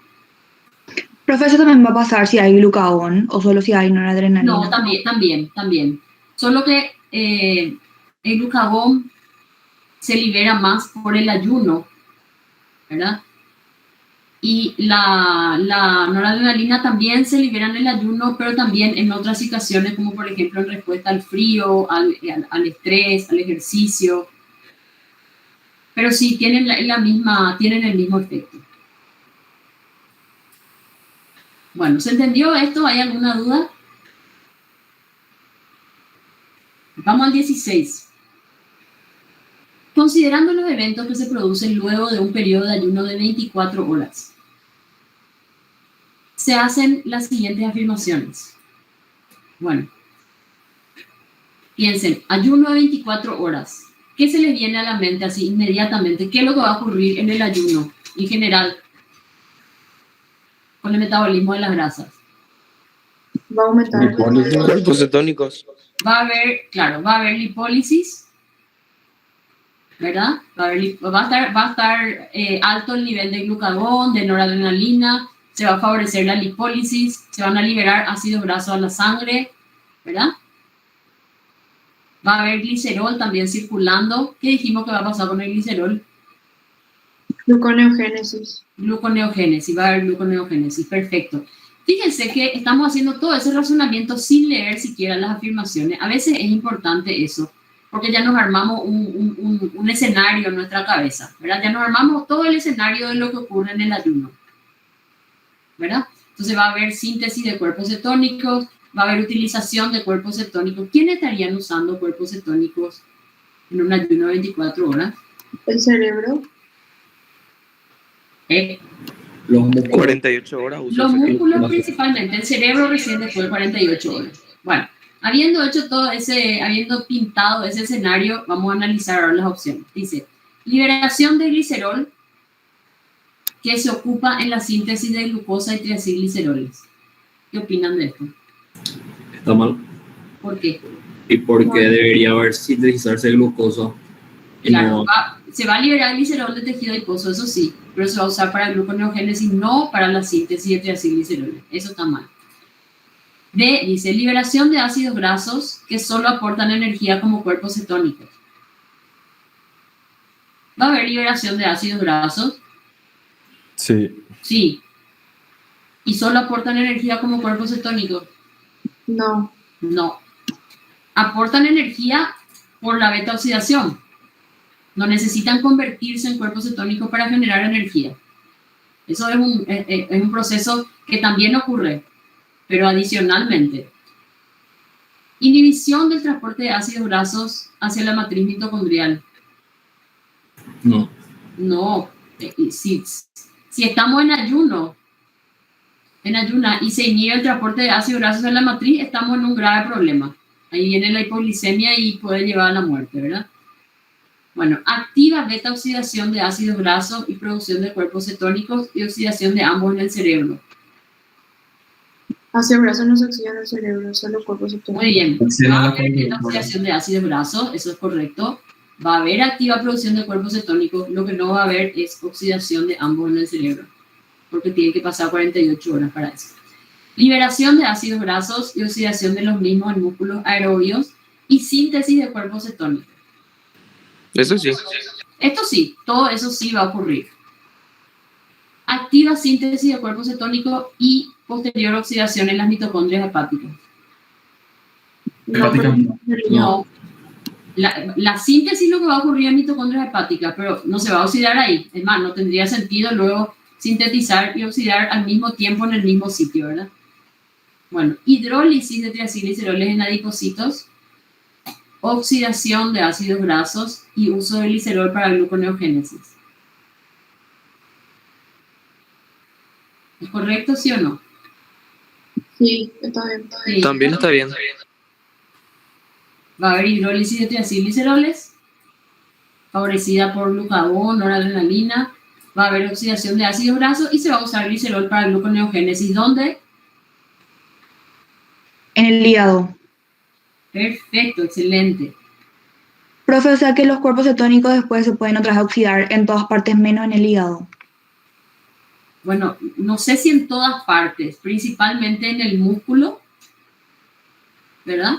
Es donde más activamente el músculo, estamos hablando de diferentes tipos de músculo, en el músculo cardíaco, en el músculo esquelético, ¿verdad? Y también en el cerebro, pero la oxidación en el cerebro aumenta más después de las 48 horas en que se expresa la enzima tioforasa.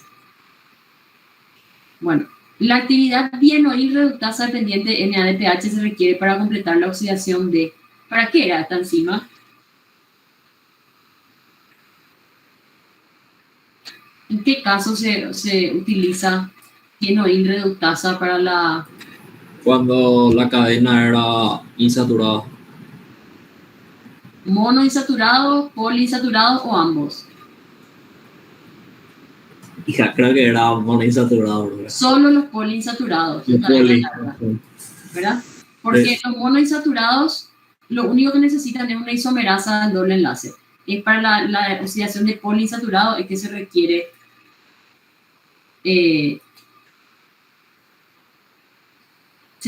la dienoil reductasa. Profesor, ¿aún estás ahí? Estoy aquí. Creo que tenías que hacer el repaso, no sé si te va a dar tiempo o lo que pasa, tengo en 5 minutos tengo que entrar en otra reunión. Bueno, y si quieres, voy a recordar. Yo creo que es mejor si seguís con otros ejercicios, porque de todos modos el repaso está en la otra grabación. Ok, bueno, está bien, vamos a hacer los ejercicios y después ellos pueden ver eso en la grabación, perfecto. Bueno. Perdón, me había olvidado ese detalle. Bueno, seguimos entonces. Vamos a hacer algunos ejercicios sobre biosíntesis de ácido graso. A ver. Vamos al 3. Dice, el cofactor necesario para la actividad del ácido graso sintasa se genera en...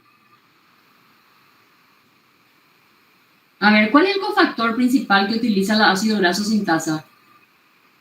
NADPH. NADPH. ¿Qué es NADPH? Es nicotina, adenina. No me acuerdo de lo siguiente, pero sí se indican las vías pentosas y en la. Muy bien. Nicotinamida, adenina y nucleótido fosfato. Se forma en la vía de las pentosas principalmente. ¿Y dónde más? ¿O solo en la vía de las pentosas? En la mitocondria con la enzima málica. Muy bien. Se genera también en la enzima málica, no en la mitocondria, en el citosol. ¿Y qué reacción cataliza la enzima málica?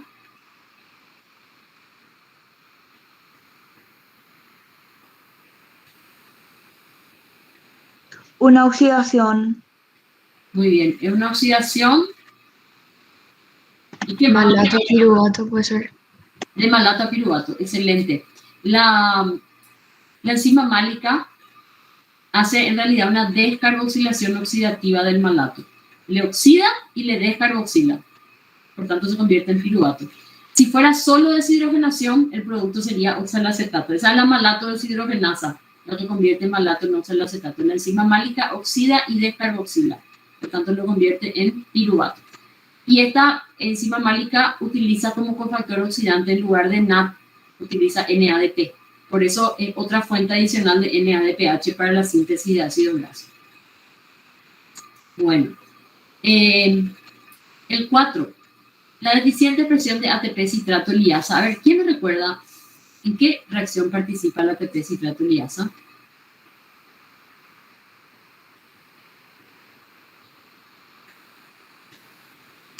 A ver. ¿No era la que convertía acetil para que pueda salir como citrato? Bueno, participa en el transporte de acetil-CoA de la mitocondria al citosol para que éste pueda formar parte de la síntesis de ácidos grasos, ¿verdad?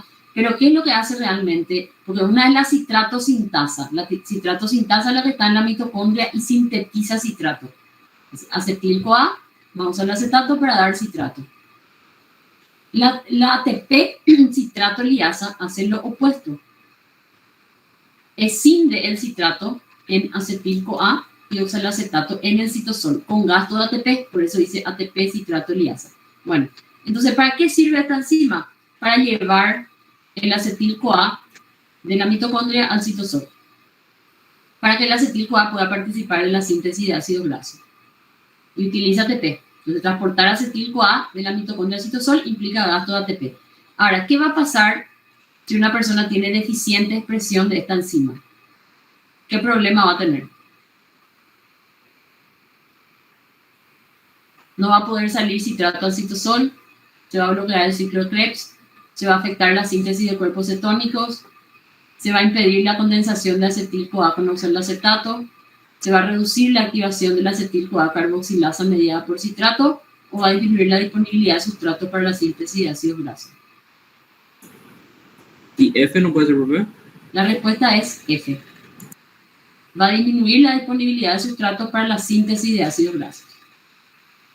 ¿Sí? Porque la acción de esta enzima genera acetil-CoA a partir de la escisión del citrato. Pregunto, o sea, en realidad esta enzima produce acetil-CoA. Y si produce acetil-CoA, pregunto, ¿por qué no podría ser correcta la C y la D? Y la B también. Fíjense que todas estas utilizan acetil-CoA. El ciclo de Krebs utiliza acetil-CoA. O sea, lo que quiere la citrato liasa es pasar el acetil-CoA al citosol y todo eso está en la mitocondria. Entonces, no tendría que afectar. No sé si me razonamiento por ahí. Exactamente, muy bien. Excelente respuesta. Resulta que todos estos procesos, el ciclo de Krebs, la síntesis de cuerpos cetónicos, la condensación de acetil-CoA con oxalacetato, todo utiliza acetil-CoA, pero esto ocurre en la mitocondria y el acetil-CoA ya está en la mitocondria. La ATP citrato liasa lo que permite es llevar acetil-CoA al citosol para la síntesis de ácido graso. Por eso ese es el proceso que se va a ver afectado. Bueno, muy bien. A ver, veamos un poquito este 6 que también es muy interesante. Los átomos de carbono para la biosíntesis de ácidos grasos pueden provenir de glicólisis, beta-oxidación, degradación de la porción cíclica del colesterol, degradación del cuerpo cetónico y esqueleto carbonado de aminoácidos. A ver, nosotros podemos fabricar ácidos grasos a partir de acetil-coenzima A. ¿Y el acetil-coenzima A de dónde puede venir? ¿Puede venir de la glicólisis? Sí. Sí. Creo que todo menos el tercero. Excelente. Todo menos el tercero. Este es el único que no, ¿verdad? Nosotros podemos sintetizar ácidos grasos a partir de prácticamente cualquier nutriente que esté en exceso. Sea glucosa, sean otros ácidos grasos, sea etanol de la bebida alcohólica, aminoácidos, todo puede generar acetil-coenzima A. Acuérdense que acetil-CoA es una encrucijada metabólica. Todas las vías catabólicas prácticamente convergen, o sea, la degradación de todos los combustibles convergen en la generación de acetil-CoA. Y ese acetil-CoA, cuando está en exceso, se puede utilizar para la síntesis de ácidos grasos, excepto la porción cíclica del colesterol que nosotros no podemos degradar. Podemos sí modificar, pero no degradar. Entonces la respuesta correcta es que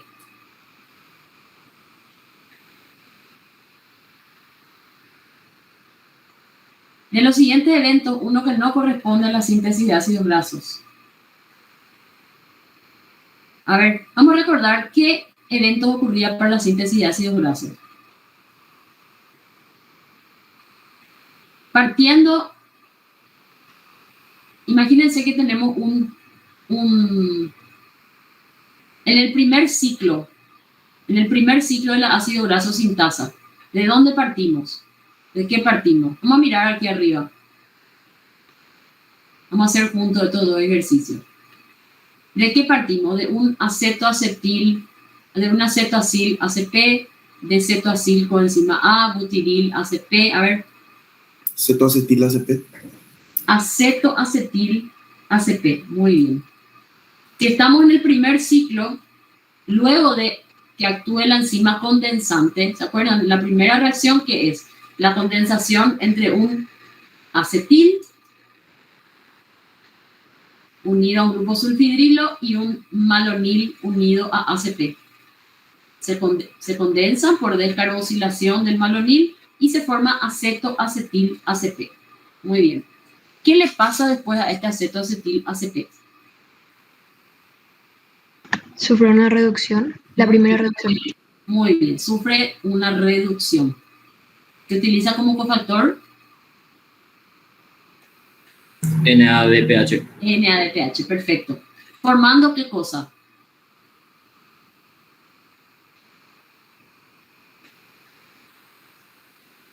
Beta-hidroxibutiril ACP. Beta-hidroxibutiril ACP. Sin lugar, esto es porque estamos hablando del primer ciclo de síntesis de la ácido graso sintasa. Si no fuera el primer ciclo, si fuera cualquier ciclo, en vez de decir beta-hidroxibutiril, le diríamos beta-hidroxiacil, porque puede ser beta-hidroxihexanoil, beta-hidroxioctanoil, beta-hidroximiristoil, ¿verdad? Entonces, como es el primer ciclo, beta-hidroxibutiril ATP. Muy bien, ACP, perdón. ¿Qué le pasa después a esto? ¿Qué reacción sufre? Se deshidrata. Muy bien, sufre una deshidratación para dar el beta-transbutenoil ACP. Se forma un doble enlace, por eso es beta-transbutenoil. Se forma un doble enlace. ¿Y qué pasa después? Se hidrata. ¿Se deshidrata y después se hidrata otra vez o qué? Sí, se reduce. Se reduce. Una segunda reducción dependiente de NADPH para dar butiril ACP. Ahí se completa un ciclo. Entonces, condensación para dar acetoacetil ACP. Primera reducción para dar beta-hidroxibutiril ACP. Deshidratación para dar transbutenoil. Y una nueva reducción para dar butiril. ¿Qué va a pasar después con este butiril ACP? A ver si se acuerdan. Se le transfiere al resto de cisteína. Muy bien, se transfiere al grupo sulfidrilo de la subunidad que está enfrente y deja libre el ACP para unir ¿qué cosa? Otra unidad de malonil. Para unir otra unidad de malonil y empezar todo de vuelta. Butiril, que va a estar unido al sulfidrilo, va a reaccionar con otro malonil para dar ¿qué cosa?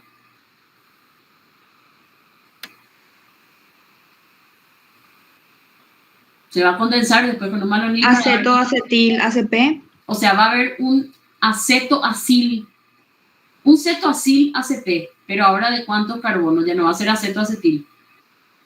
Va a ser un cetoacil ACP, pero ¿de cuántos carbonos?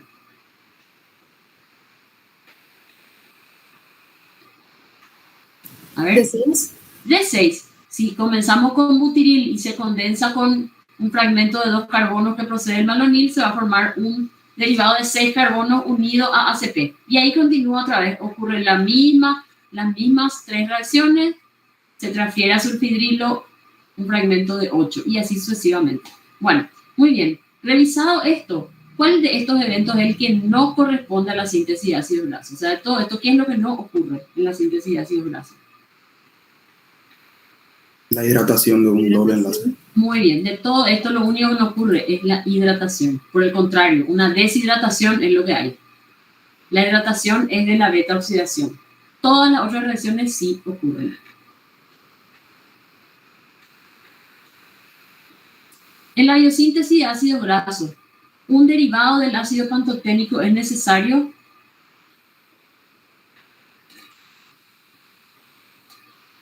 ¿Cómo se llama el derivado de ácido pantoténico?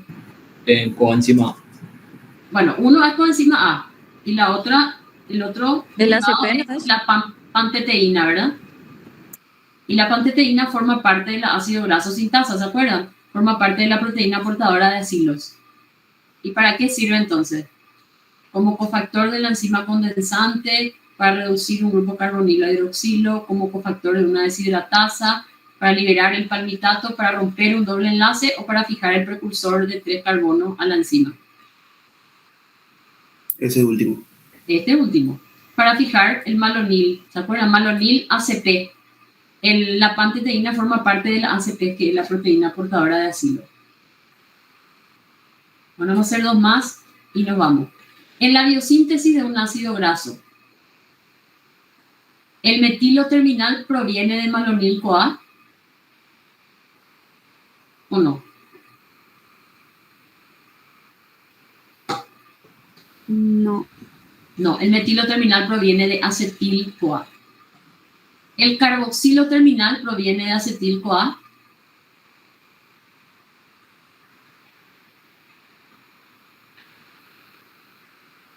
El carboxilo terminal es el carbono 1 en realidad. El grupo carboxilo, el que va a ser carbono 1. ¿Viene de acetil-CoA? No. No. Viene del último malonil-CoA que se agregó. El último carbono viene del acetil-CoA. El último y el penúltimo. Son los primeros que se agregan. El carboxilo, que es lo que va a ser el carbono 1, viene del último malonil-CoA, del carboxilo del último malonil-CoA que se agregó. ¿La fuente de poder reductor es NADH mitocondrial? No. No. No sería NADPH. Muy bien, NADPH citosólico.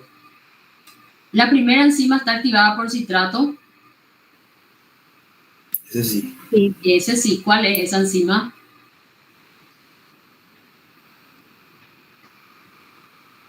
Acetil-CoA carboxilasa. ¿No? Perfecto, acetil-CoA carboxilasa. Y la última dice, ¿parte del poder reductor procede de la mitocondria? No. El poder reductor viene totalmente del citosol, ya sea de la vía lactentosa o de la enzima málica. Bueno, hacemos el 11 y terminamos. En la biosíntesis de ácidos grasos, bueno, citrato tiene efecto activador alostérico sobre el ácido graso sintasa, ¿eso es cierto? No era sobre la acetil-CoA carboxilasa. Perfecto, por eso esto está mal. Porque es activador alostérico, sí, pero de la acetil-CoA carboxilasa. El consumo de carbohidratos activa al ácido graso sintasa por fosforilación. El consumo de carbohidratos activa el ácido graso sintasa.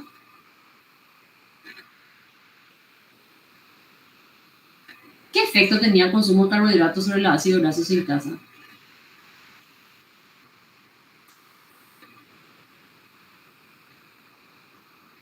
Aumenta su expresión. El consumo de carbohidratos es un mecanismo regulador a largo plazo porque aumenta la expresión del ácido graso sintasa, pero no le regula por fosforilación. Eso es lo que está mal. La activación de proteína quinasa A conduce a un aumento de síntesis de malonil-CoA.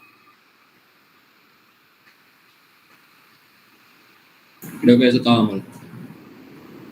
Inhibe, creo que era.